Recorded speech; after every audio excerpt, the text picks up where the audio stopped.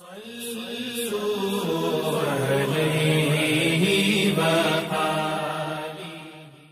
اللہ الرحمن الرحیم۔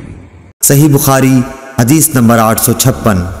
عبدالعزیز بن صہیب نے بیان کیا کہ حضرت انس بن مالک رضی اللہ عنہ سے ایک شخص نے پوچھا کہ آپ نے نبی کریم صلی اللہ علیہ وسلم سے لہسن کے بارے میں کیا سنا ہے؟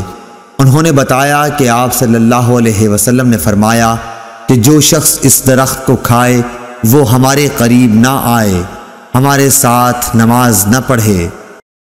اللهم صل على محمد وعلى آل محمد كما صليت على إبراهيم وعلى آل إبراهيم إنك حميد مجيد اللهم بارك على محمد وعلى آل محمد كما باركت على إبراهيم وعلى آل إبراهيم إنك حميد مجيد۔